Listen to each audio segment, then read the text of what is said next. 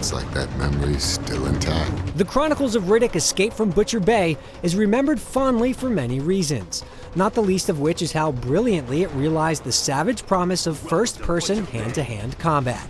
Arguably, there's yet to be a game that does it better. Its greatest achievement, though, is the sense of immediacy with which it propels you through its experience. Recalling games like Half-Life 2 and Metroid, the events of Butcher Bay's riotous story unfold all around you, seldom resorting to cutscenes when a scripted event will serve. Nowhere is this more evident than in the first portion of the game. Riddick's homicidal sojourn through Butcher Bay plays out like a fantasy of retribution and revenge, and the game's intro literally takes the form of one. We're hard-pressed to come up with a cooler, more gratifying in-game tutorial. Complete with a fake introductory cutscene, the dream sequence that kicks off the story has Riddick stalking and brutalizing his jailers while teaching you the basic skills you'll need to survive lockdown. The game plays the dream angle with discretion, and subtly of course, so your first time through you're quite shocked and deflated when you finally wake up restrained in the hold of a ship, sitting in front of Johns, your sneering captor. You might want to be careful with that, Johns. After witnessing some heated haggling over the value of such a high-profile prisoner, you get your first taste of prison life, and it isn't pretty. You're sold on the remoteness and impregnability of Butcher Bay Prison after your first few steps on its premises. Nothing says escape-proof like endless leagues of barren desert. Riddick isn't the type to succumb to the dehumanizing aspects of life in the clink, though, much to the annoyance of Headscrew Abbott, voiced by and modeled after none other than X to the Z Exhibit himself. This is your home.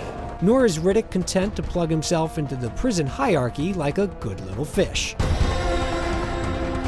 As soon as your fellow inmates catch wind of your imprisonment, the stew begins to boil. Butcher Bay is a grim and ugly place where life is cheap and the meek are made to serve the vicious, or worse. The setting is rendered masterfully, and every element in the world, from the hard men serving time to its very filth-caked walls, evokes cruelty and hopelessness. At the same time, you feel empowered playing as Riddick. You get the impression he's very much in his element in this messed-up place. It's not long before you're upsetting the carefully maintained balance. Your mission to take out the gang leader inhabiting the neighboring cell block allows you to brush up on your handling of shivs and knuckle dusters.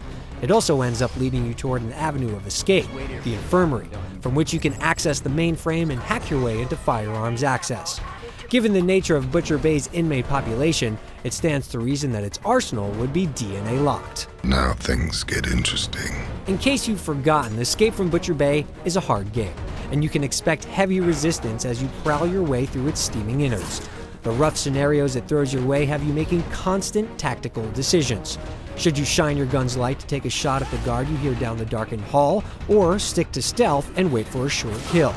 It's a theme that carries on throughout the whole game for sure, but since you don't have Riddick's eyeshine power in the prison section, the situation feels a good deal tenser. Hey, prisoner!